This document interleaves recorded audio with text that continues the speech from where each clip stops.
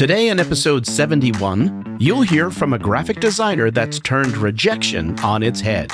This is the Be a Marketer podcast.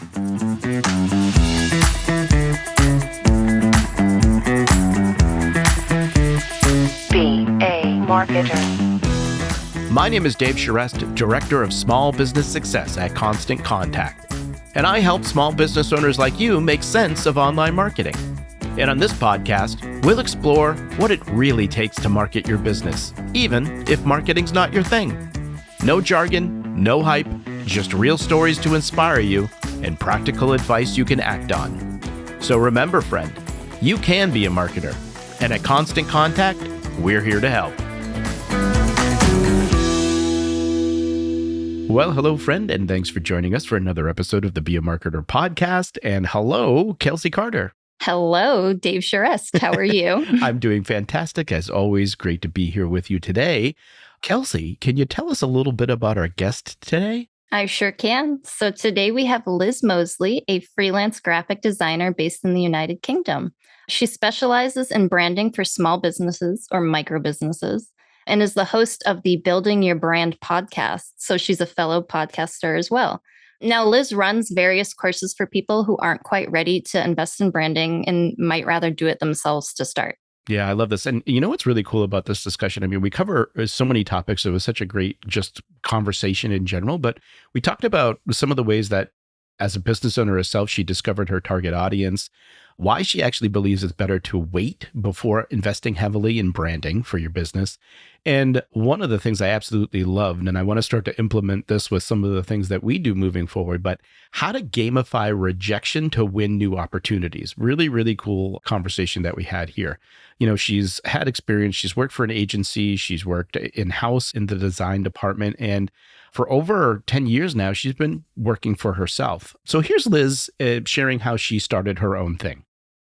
About 10 years ago, maybe a bit more, I was working in-house at a large university in London and working in an amazing team. I really loved it. But when you're working in-house, you're working with one brand. And I started to get, I guess, a little bit bored of that sort of one brand. And so I started doing my own projects on the side. Some of my colleagues, their relatives were setting up businesses, and I was the sort of first graphic designer that they thought of, so they would put me in touch with them. And I remember creating the branding for this boutique clothing shop in London that was in this really cool area, and that was sort of my first big branding project. And then I set up my own business on the side where I was designing products because I wanted something where I wanted to do something where I didn't have a client, basically. So I would create the products.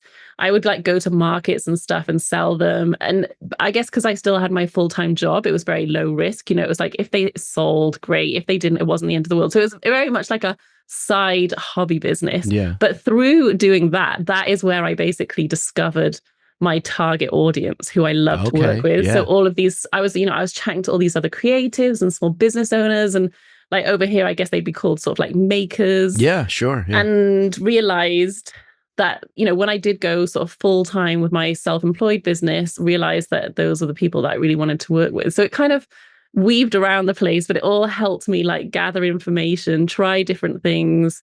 Interestingly, when I left university, a lot of my friends had aspirations to set up their own agency and work for themselves. And that was I never felt like I wanted to work for myself, which is so weird to me now, because now I can't imagine going back to working for anybody else. But I guess, having kids, that always sort of throws things up in the air a bit. And what I realized was running my own business gave me the flexibility that I wanted to be able to keep working, but still spend plenty of time with my kids. So yeah, here I find myself self-employed, even though that was never really my goal at the start. Well, so I'm curious, and I want to come back to that in a second, but I'm curious, what types of products were you making? Oh, stationery. So greetings cards, wrapping paper, some other little bits like enamel pins. Yeah, so just sort of paper products mainly. Gotcha. Okay. So you weren't really sure you were ever going to really start your own business, but as you get down that path, I mean, did you ever have any doubts about taking that step? I think once I had kids, no, because the options were go back to my full-time job, And at the time I was still in London, and basically my kids would have been in childcare from like 8 a.m. till 6 p.m. And that just never felt like the route I wanted to go Yeah. down. And so I think from that point, once I'd had my first child, I just couldn't see myself going back to full-time employment.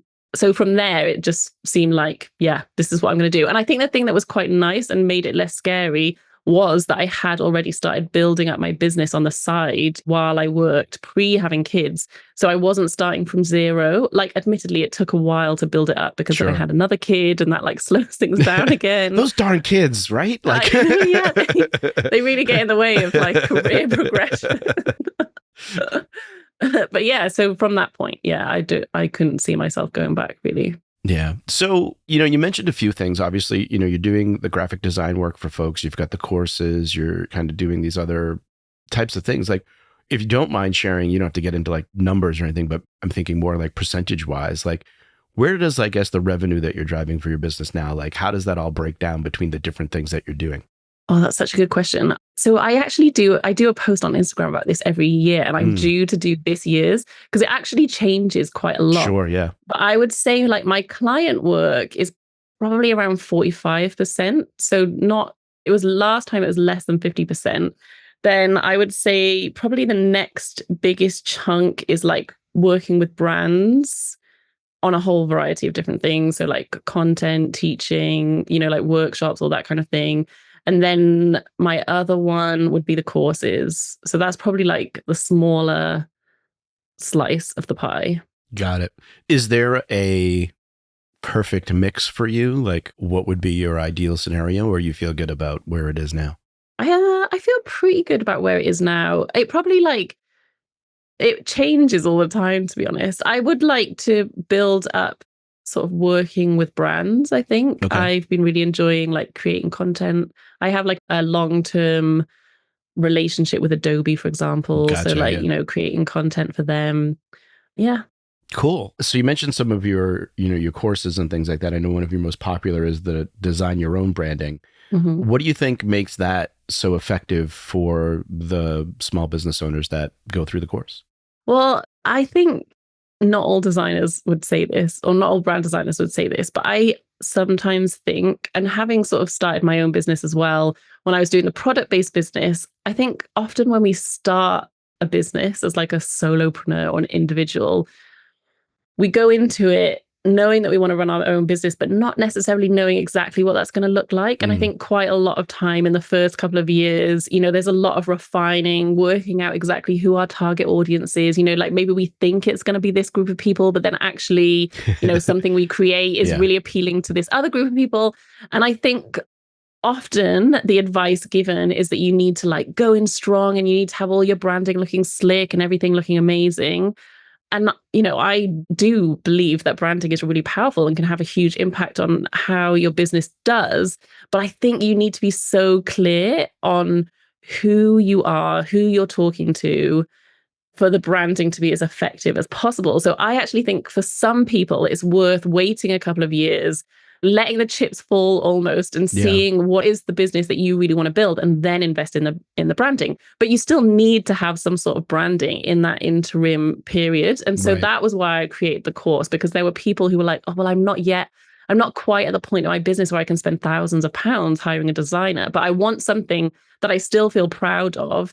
And often they're like creatives and they have they have a good eye for how things should look, but they just need someone to walk them through the process and, like all the nitty gritties of like what they need, like what file types do you need your logos to be, all that kind of thing. So that's why I created the course. And like some of the feedback has been absolutely amazing from people, just, like how it's given them confidence, how it's grown their business. And, it's probably not the sort of branding that's going to last them 10 years, but it's going to get them to the next step, which is like what they need. Yeah. It's almost like the training wheels branding, right? It's like, all right, here's the starter kit, right? Like, let's get going. That'll give you enough time. I think that's a good point that you mentioned about kind of letting the chips fall too, because I think particularly in marketing, you can put things out there and it's almost like, you have an idea in your mind of like who it is that you're trying to reach or who you're trying to solve for. But then you also have to pay attention to who shows up. And then that helps you, particularly in, I think, I think any business, but in particular, I think online businesses where you're starting to like kind of build an audience and do those types of things, like then you've got to really be open to, all right, who are communicating with you, right? Who are giving you the feedback you need so you can design courses for them, so you can create the things that you need and have services that fit them. And so I think that's a really cool way to kind of think through it. So aside, you mentioned the flexibility, of course, right, is one of the benefits of running your own business and being able to do what you need to do with life, right? Particularly when you have kids. But is there anything else that you love about running your own business? Yeah, I think the challenge of it, I actually really enjoy that I have to wear all the different hats Okay. in my business. So I like learning new things. And there are, there's some things where I get to a point where I'm like, actually, this is not a good use of my time and I'm going to outsource it to someone else. So there's a few things in my business that I've done that with, but mostly, yeah, I get a real buzz out of like learning how to do something new. I've learned so much in the last 5 years. Like it is wild to me, kind of what I didn't know 5 years ago compared to now. And I think there's just something that I think the thing that really gets me is that excitement of you never know what's just around the corner. Like you never know what email is going to like pop into your inbox next week with like an amazing opportunity. And yeah, I always find that really exciting. Like you don't know who's watching what you're doing. You don't know what you're working on and building now. Like that is going to sort of pay off a couple of years down the line or a few months down the line. And sort of, yeah, the excitement of that, seeing how that all unfolds, I think is what I love. So you mentioned the challenge of it. What do you find most challenging about running a business? I think probably it's the same, like some of the same things that I mentioned. So while I love wearing all the hats, I think it does mean that often like you're easily distracted. Like sometimes I don't think I invest my time in the right things. It's that balance, isn't it, of the things that you enjoy and the things that are actually going to sort of move the needle forward on your business. And sometimes I think I don't get that quite right. So I sort of hold off on doing the things that I know that are going to have real impact because I want to make another reel because I find that really fun. Do you know what I mean? So yeah, that kind of thing I think I struggle with. And also sometimes just like I am a real procrastinator with things in my business. So if I've got a client and a deadline, great, I am on it and Gotta I will love get those the work deadlines. done. Yep. Yeah, I love those deadlines. If it's something for me and my business, I mean, I've been saying that I'm going to update my portfolio for about 5 years. So we'll see when that actually happens. Right. I want to transition us over to thinking about I'm curious just in terms of like how you're marketing your business and the types of things that you're learning there for you specifically. I guess what was your level of experience with marketing when obviously you have it from a graphic design standpoint, but that doesn't always equate, particularly when you're working with somebody else, right? Where you're not doing the marketing pieces, you're bringing a portion of that to life versus doing the thing. And so I guess like, what was your level of experience with marketing, starting your own thing? And just talk me through that a little bit. Do you know what? I think it was actually very minimal, like my marketing knowledge. And I think there's a sort of, I guess it's quite a while now since I went to university. And there's like a very sort of purist attitude, I think, of like, I'm over here making things look good and working on the design. And they're over there, doing the marketing. And they were very, very different. But obviously now, because so many people, even like creatives that like they're running their own business. Yeah. So you kind of have to get good at the marketing. So I think once I started my own business, it was a bit of a kind of like, oh, hang on a second. I can't just create the work and not tell anybody about it and think that that's going to be okay. It doesn't work and like that. I know. It's like, got it. But around the time when I sort of like had finished my second maternity leave and I was going all in on my sort of business as it is now, I signed up to do a marketing course with a friend of mine. Actually, she was running it for this other organization. I can't even remember what it was called. And it was just as like the pandemic had started. So I was sort of sitting there going to these like classes. And honestly, that was basically like my foundation of all things marketing. And I learned so much about everything, I guess all the kind of like fundamental things I've built from there, learned as I've gone, experimented, tried different things. I think I've had a very sort of scrappy approach to marketing. Yeah. And also I know that there's still so much that I don't know, but I feel like I know enough to make it work for me now and to know that I'm up for sort of trying different things. And if something's not working, then I'll be like, okay, well, what can I try next? And I'm up for learning, which I think makes a big impact. Like if you're not open to learning new things when you run your own business, I think that's a bit of a dangerous place to be. Yeah. I love you saying too that you kind of learn the fundamentals and then you kind of add on from there. I think that's like a key thing, because I think the fundamentals will get you moving, right? Will get you something that then I think oftentimes people are always looking for like a silver bullet, like what's the thing you can jump ahead to? And I think that's always a mistake, because one, well, there isn't a silver bullet. And then so much of the things that become like a thing that turns something for you become something because you have the fundamentals, right? Like you have a strong foundation that you're kind of building that on, because without that, the thing doesn't support you anymore, right? If you're trying to go for that bigger thing. So I love the way that you think about it. And I think the other thing that you mentioned that is really important for people to hear and think is have that mentality of like, how do I experiment with different things, right? Because that's really where all of this is, right? It's all and I think I actually have this mentioned somewhere a little later in the conversation, but I think it's perfect to bring up now is that like, it's that I think we kind of are in agreement with this idea of that, like you have to, anything we say is best practices are kind of like ideas or places to start, right? But then it's about trying those things and then figuring out what your best practices are based on your business and the audience that you're speaking to. How have you seen that come to play, and why would you agree with that?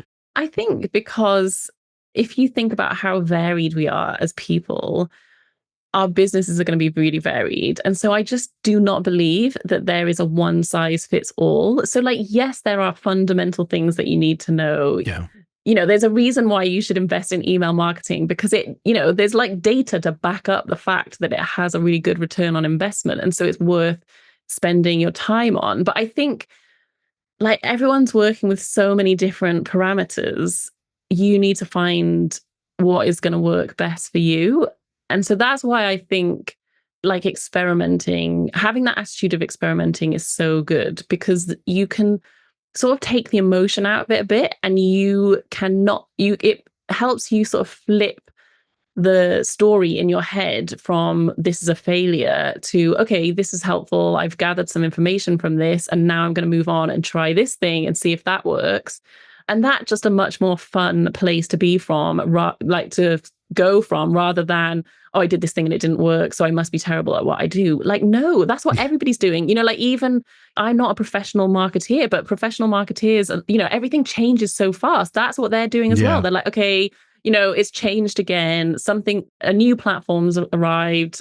Something different is happening, right? How can I adapt? That's the thing. Like, I feel like I'm constantly having to learn and adapt. Yeah. And everybody else is in the same boat with that. So that's why I just don't think you can have this like one size fits all approach when it comes to marketing. Yeah. I think that also helps, that mentality also helps with the idea of like progress over perfection, right? Yes. Particularly, I think, having a bit of a creative background myself, I think there's something to like, well, it's not ready, right? Like, I don't want to put that out there yet, right? But like the reality is, I mean, even when you think of content, like I'm always saying, the best I can do right now is the best that I can do right now.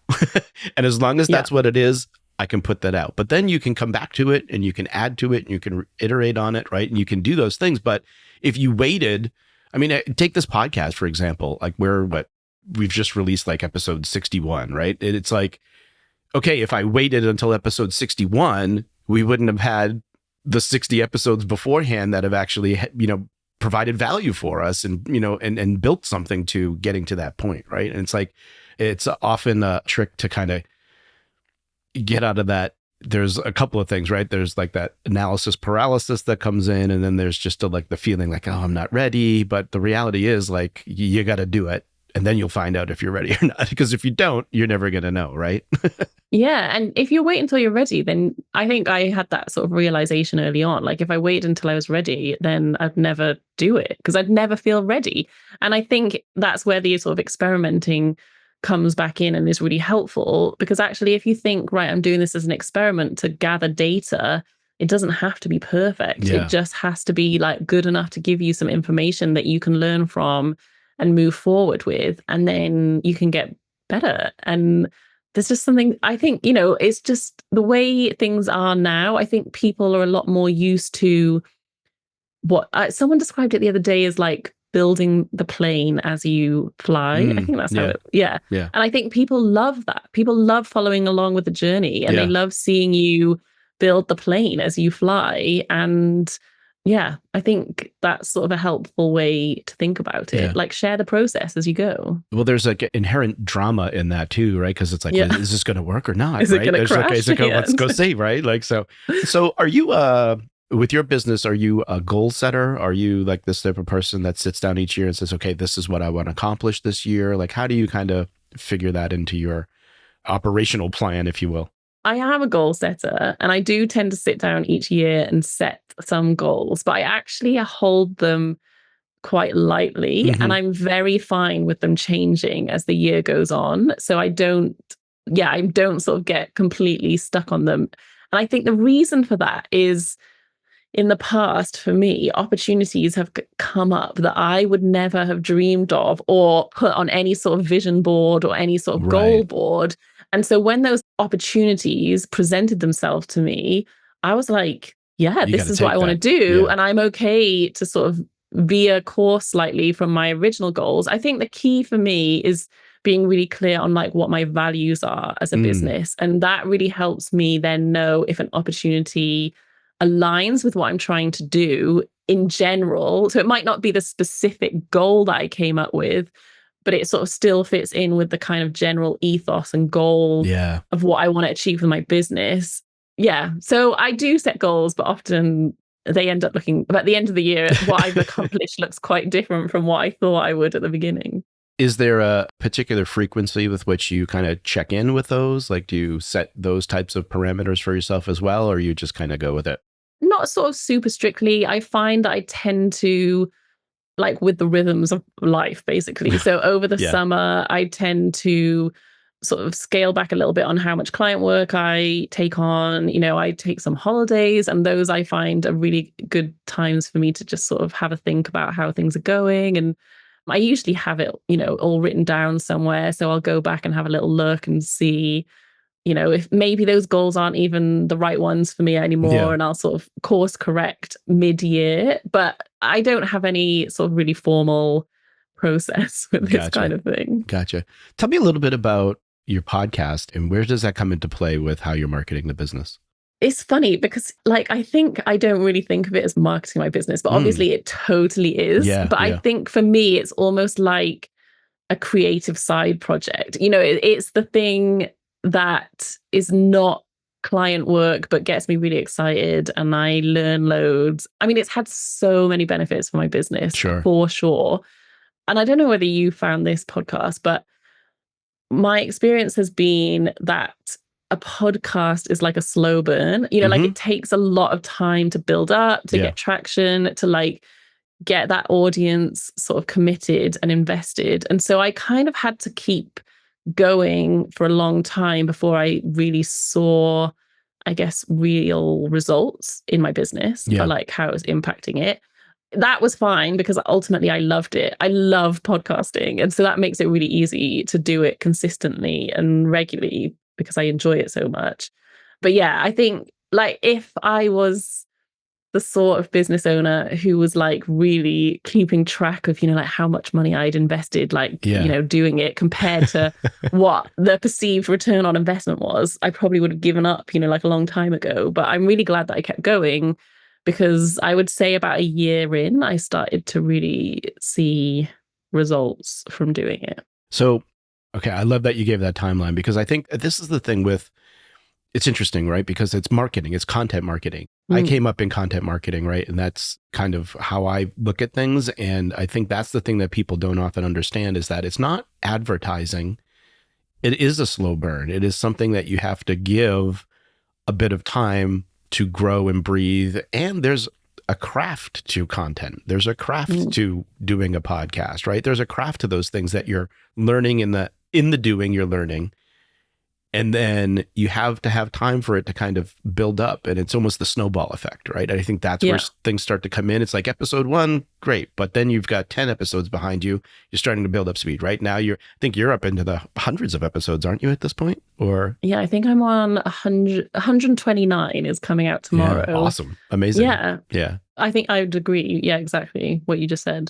It's that whole thing, right? It's the marketing piece in general is consistency, and you have to show up. And it's through Mhm. that showing up that then people say like, oh, that person's reliable. They show up all the time, right? And then it just starts to kind of take off from there. And then I think you get to that big point where things kind of really break. And then that's where next thing you know, it's like, all right, embarrassment of riches, right? Where you get to that place where it's like, okay, like things are happening now and people get it, right? But Mm. I often find too people will stop just before they get to that point where something's about to happen. And it's like, oh, if you just kept Yeah. going, right? And there's a crazy stat which I looked up the other day, and it's basically if you get past 22 episodes, you're in the top 1% of podcasts That's because wild. Yeah. most people don't go past 22 episodes because it is a lot of work and it's a Yeah. huge investment of time and money. Yeah. Well, it depends. I outsource my editing. So for me, it's Yeah, like an same. investment in Yeah. money as well. But yeah, I love that stat because I'm like, actually, I don't have to be the best podcaster. I actually just have to keep showing up. And obviously, I want to improve and I want to be the best. Right. Not the best, but I want to be I want to The have best a really you good you can podcast. be. Yeah, Yeah. exactly. Yeah. But actually, and I think this comes back a bit to what you were talking about with progress over perfection. Like sometimes just showing up consistently is what needs to happen. You don't have to be the best at it. You don't have to have, like the slickest tech setup. You don't have to have invested in public speaking training. You just get going and you learn on the job. And I think, yeah, it's cool. Yeah. So I want to talk a little bit about your rejection challenge. How did that come about? And tell us what that is. So have you heard of a guy called Chris Do? He's like, I have. yeah, he came from a creative background and he sort of now focuses his energies helping creatives build businesses that they love. Anyway, I was at a conference a couple of years ago and I bumped into him. I bought his book and I tagged him on Instagram and he replied and was like, oh, thanks for the share. And so I thought, oh, you know what I'm going to do? I'm going to invite him to be on my podcast. So I invited him to be on my podcast and he asked me how many downloads I had. And I told him and he was like, oh, I'm looking for a bigger audience. Basically get back to me when you had what he told me a number of downloads. And I was like so embarrassed. It really like hit me. I was like, it wasn't even, he was so, it wasn't a mean rejection. It was totally understandable. He probably gets asked to be on podcasts all the time. But there was something about it where I just felt really embarrassed that I'd asked him. And the other thing is no one knew. So it wasn't even like it was public. So I started to sort of analyze it. And I was like, why have I had this sort of like fairly, I mean, when I say extreme, it wasn't like I was crying or anything, but I had this kind of very sort of emotional reaction to him saying no.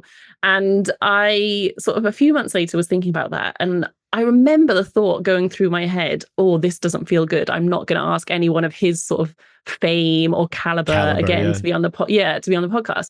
And it's like a light bulb went off and I was like, flip, if I'm thinking that just from this very nice, polite rejection, what other things am I not pursuing? Because I think, the person's going to say no. Like, why is it that I'm so afraid of these rejections? And so a friend of mine a few years previously had done a rejection challenge where she'd gone out she was looking for rejection. She was trying to get no's in her business. And so I decided to do the same.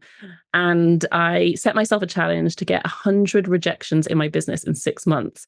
And what was incredible about it is the mindset shift was immediate. So the minute I decided to do that, I had turned this into a fun game for myself. And I basically created a win-win situation. So if I got rejected, great. I just added it to my tally and I got close to 100. If I didn't, then amazing. I got this cool opportunity that was probably beyond what I would have asked for in the past because I was like pushing myself out there a bit more. So yeah, that's how it happened. And well, that's how it started. And then it's this whole ongoing story because basically I completely failed the challenge because people kept saying yes to me and I got too busy and I couldn't. Come on, people. I had to stop pursuing rejections as frequently because I couldn't keep up. And then a really nice sort of full circle of the story, I actually pitched to Chris Do to be on his podcast to talk about this whole sort of experience and what I'd learned from him rejecting me. And he said yes. And so I went on his podcast, which turned out way better for me because his podcast has like 20,000 downloads an episode. Well, I was going to say, when did you do that podcast? I think it was early this year. So like January this year. Well, I'm curious, did you see it? Like, did you see any bump from that anyhow from either your podcast or like people coming to your site or anything? Yeah, there definitely was. So like not huge, Right. but I had a lot of people message me after they listened. That's actually how I found out that it had gone live. Okay. Because All I right, started having people a lot were of people hey. yeah, I just listened to your episode and I was like, oh, really? To be fair to Chris, he did tell me that would happen. He was like, I'm not very good at telling people when the episode's coming out. Basically, someone will message you and say they listened to it and that's how you'll know. And I was like, okay, great. And that's exactly what happened. But yeah, I think in terms of just growing my profile, I think it was quite different content from what is normally on his podcast. And so I think people really enjoyed it because it was quite a different take. There was lots of nice sort of comments on he did the YouTube video and the podcast episode. So yeah, it was a really positive experience. Yeah. Well, I love this idea. It speaks to me on a couple of levels. Like one, it's the old, the gamification of things, right? Which I'm like that too. Like I'm very like, okay, like how can I turn this stupid task that I have to do into like a little game for myself? So at least I'm, okay, like now I want to do it. But then that idea of just flipping the script to say that like, look, the goal is to get rejected. And so it doesn't, sure, it hurts still, but it like doesn't hurt as bad because like you're tricking yourself into thinking. And I have like a theater background and right. And if you think of like going on auditions and doing like, that's all just rejection. Like you have to build up that resiliency anyway. And I love that. Yeah, well, but then if you're just you're giving yourself more opportunities to get a yes, which is, really what the ultimate goal is anyway, right? It's a numbers game, really. That. Yeah, it's a numbers game. It's like the more people you ask, the more yeses you're going to get. And it's kind of like exposure therapy as well. I was kind of like, the more I hear no, the less that is going to like affect me. And like you said, it doesn't take away the negative emotions. Like I still feel like, gutted that didn't happen. Yeah. But what I have noticed is I recover from that so much quicker. So in the past, like I probably would have spiraled. I would have told myself this whole story of what this meant about me and, what this person thinks of me. And now I just move on from it onto the next thing, the next ask so much quicker. So yeah, I think that's it really. All right. So when you're thinking about what you're doing for your business, how do you find time for marketing? Oh, well, it is always a struggle, but I think, and this is what I'm really realizing about myself, like I genuinely do enjoy it most of the time. And so that makes it easier for me to do. So I guess I just prioritize it. I mean, I feel like I am really busy all of the time because I think I give myself a lot of deadlines. So often when I'm feeling under pressure, I look at my to-do list and I'm like, okay, what of these things do I not actually have? Like there's no client waiting for this thing. What can I cut off my list? And so many things on the list are things that I've put on there because I want to do them, not things that have to be done. So I think it's a priority for me. It's something that I enjoy. I think because I find content creation another way of expressing my creativity, that makes it easier for me to make time for it because it's just being creative in a different way. Yeah. Well, what do you find most challenging about marketing then? That I want to do so many different things and I don't have time to do it all. So I've got so many different ideas. And like, so for example, the podcast I've been doing for so long now, I have this really maybe slick's the wrong word, this very established process for how I create the content. Yeah. I have a deadline because I have a podcast editor, so I have to get the content to it. That definitely helps. But I feel like I'm in a rhythm and it doesn't take too much of like my mental energy to keep doing that.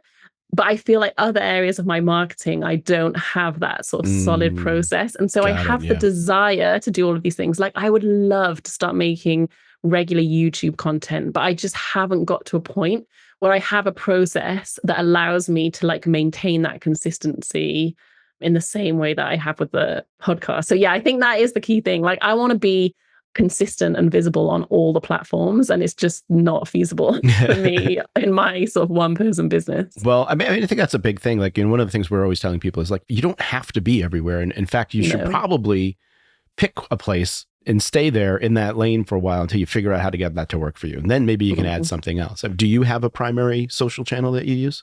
Yeah, definitely Instagram. Instagram is my primary social channel. I would say sort of like my key most consistent sort of marketing efforts are the podcast, Instagram, and my email marketing. The others, I wish were consistent, but they're not there yet. But I sort of dabble in them all, and I have them all kind of like very slowly ticking over. But yeah, Instagram is definitely my sort of hero platform, I would say. Yeah.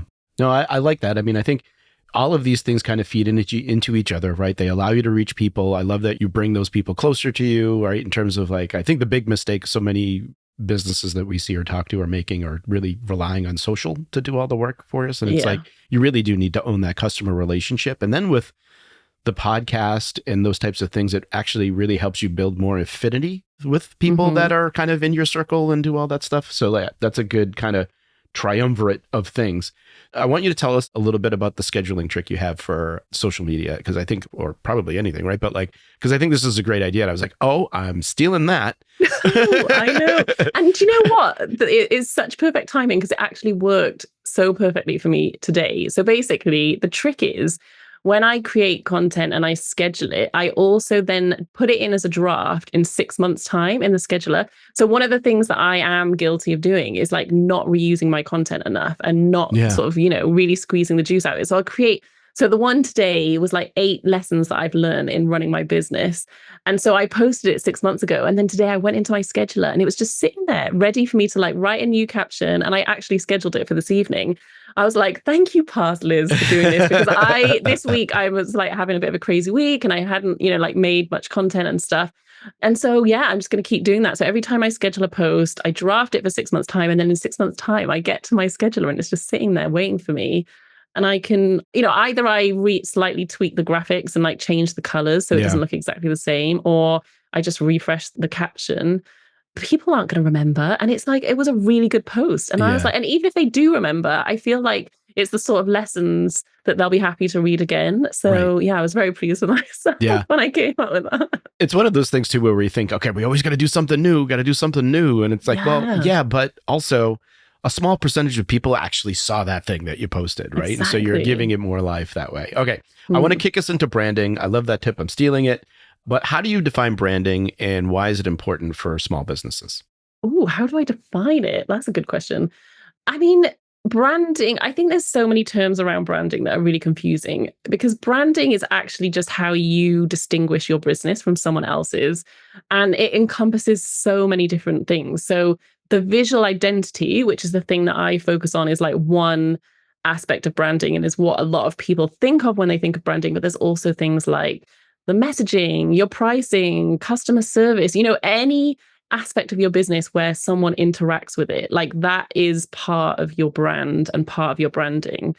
I think the reason that it's so important is there are so many businesses online now, and we see them in a way that we didn't in the past. So, like in the past, when you branded your business, and it was probably very like local and you were only in competition with, I don't know, say you had a restaurant, you're only in competition with the other restaurants in that like locale. Yeah. I mean, that restaurants is a bad example because that is location specific. But, if you had like a shop, it was in person. So your only competition was like the shops in that area. Whereas now everybody's online. So you're competing with a whole load of more people.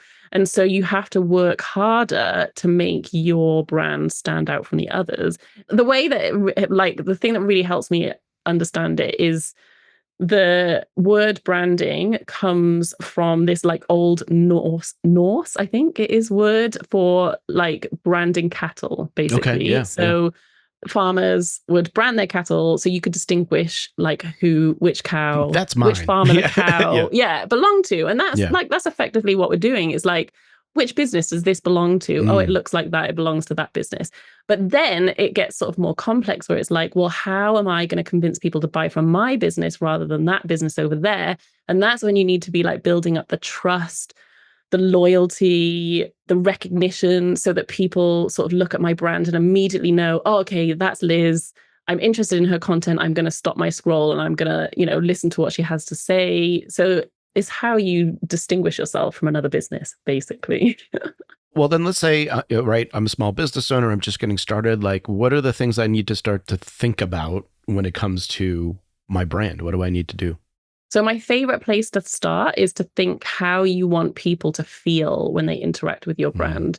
And that's going to be very different depending on what sort of business you have. So it might be, I think I always use this example, like a yoga studio, and you want people to feel calm and relaxed and safe. Or, it might be that you are a charity that's trying to sort of like spur people to action. So actually you want people to feel energized and motivated to like do something. So think about how you want them to feel. And then that is going to inform sort of how your branding looks. The other one to think about is who your target audience is, because that also is going to have an impact on like how you talk to them and how your brand looks, because obviously you want to appeal to those people.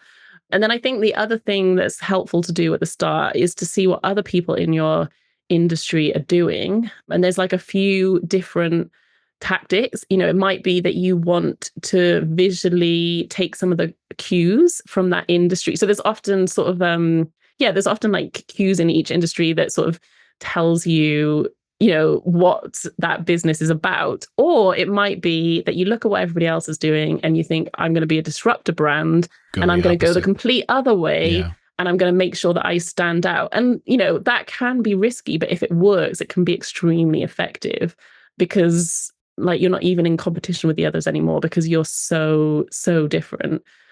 Yeah. So those are the sort of things I would think about before even getting started. What would you say would be some of the common mistakes people make when they start thinking about brand? Probably thinking that it's just all about the logo. Obviously, like having a nice, aesthetically pleasing logo is important, but I think there's so much more that like feeds into building that emotion that you want people to feel. So like actually the thing that we notice the most, or the first thing we notice, is the color. So color is really important, I think, when it comes to your branding. Like you can actually communicate a lot like with that, but also, the typography, the fonts that you choose can get across the personality of your business as well. So yeah, I think not acknowledging all the different aspects that build together to create that brand identity. Yeah. So we talked about consistency just in terms of marketing. How important is consistency in terms of branding? Well, I would say it is really important. And the reason for that is because you want to build up that trust and that recognizability as well. So you want people to start, if you think about the huge brands like Coca-Cola, Tiffany's, for example. Tiffany's, if you just see that color, it's Tiffany's. Right. And I'm not saying that small businesses are going to get to that point. Like you don't need your brand color to be that iconic, but if people see it enough, they will start to recognize that something is coming from your business. And, if you think how many things we're looking at every day, we're having to filter really quickly. Is this relevant to me? Is this not? And you want people to be able to see your branding and think, yeah, that's relevant to me. I'm going to stop. I'm going to consume the content. So that's why it's important, because you need people to be able to recognize it. If it's changing all the time, it's kind of the same. I find it really helpful to think of human relationships. There needs to be a level of consistency in that person for you to like trust that they're going to do what they say they're going to do. And it's the same with a brand. Like you need to show up consistently and it needs to look consistent. So people are like, okay, this business, they know what they're doing. If I spend my money with them, I can trust that they're going to deliver on what they've said that they're going to do. If your branding is changing every 2 weeks, or, I mean, that's an extreme, but like there are people who are sort of serial rebranders. Yeah. Like the trust is broken because it looks like you don't know what you're doing or who you're talking to, or like you can't commit to one thing in your business. So I think that is why it's sort of like the basic sort of psychology of building trust. That's why the consistency is important. When you start thinking about brand and branding and all of that, is there a way to measure success with those efforts that you're putting in? I think so. I mean, it's not the easiest thing, but ultimately branding is a tool to help you reach your goals. So I think it's working out what your goals are in your business, being really clear on those. And then I guess just kind of constantly reflecting and assessing as to whether your branding is helping you achieve those goals. So I've definitely had like clients and students in the past where, maybe they were sort of putting out content, but it wasn't landing with the sort of clients that they wanted to work with. and then they've made some tweaks and some changes to their branding, and then they start to attract in. And it's not just the visual identity, it's the messaging as well, what you've talked about, the tone of voice, how you talk, but actually tweaking those things, you can then start to see those people come in and be drawn to your brand. So I think that's how you measure success. Is it helping you reach your goal? Like it's not the sort of thing where you can be like, oh, I use this color in my branding and now I've like 10x my income. Do you know what I mean? You're not going to have you're not going to have that sort of data. Whereas, I could genuinely make a tweak to an email funnel and I could tell you, oh yeah, that is how much money has come in because of that change. Whereas, I don't think you can do that so much with the visual side of it. Yeah. Well, I think one of the things that's really important, and I know I've seen over the years, like I've, talking to small business owners all the time, and you'll mention their website or something like that, and they'll have this like, oh, yeah, I don't really like my website, right? Like so how important, I think maybe that's maybe even one good measure, right? I mean, obviously you're doing it to attract other people, but at the same time, you need to be confident and feel good about the thing. So you want to promote it, right? You want to talk about it. You want people to see it. So how important is it for business owners to love the branding that they have?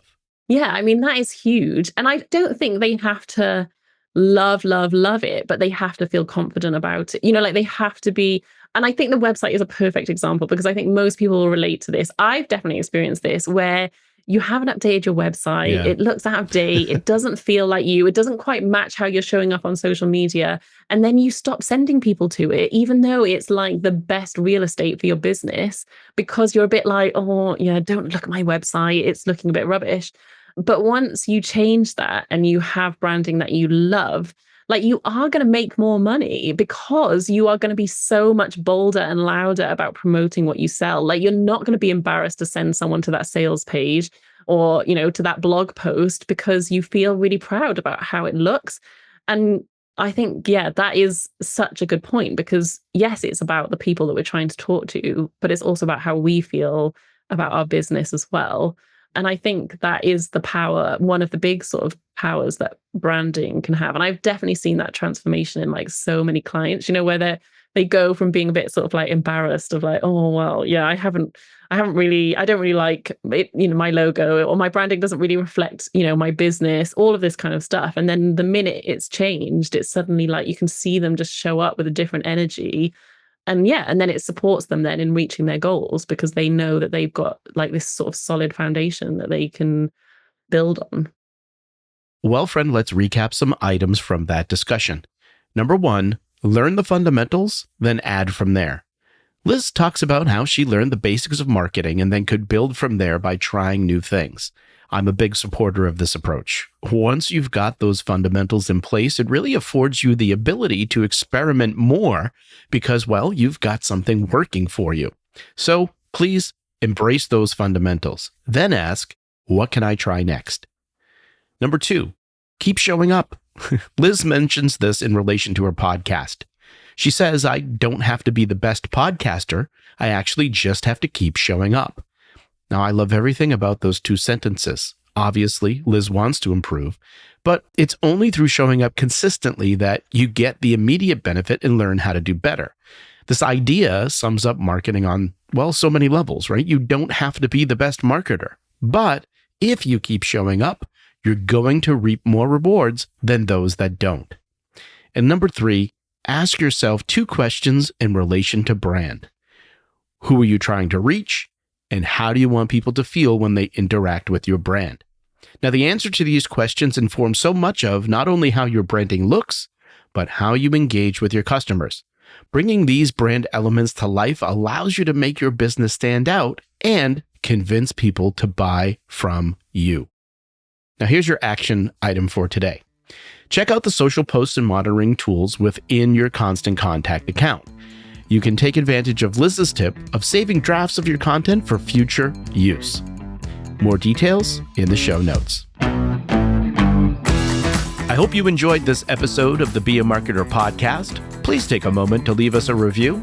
Just go to ratethispodcast.com/BAM. Your honest feedback will help other small business marketers like yourself find the show. That's ratethispodcast.com/BAM. Well, friend, I hope you enjoy the rest of your day and continued success to you and your business.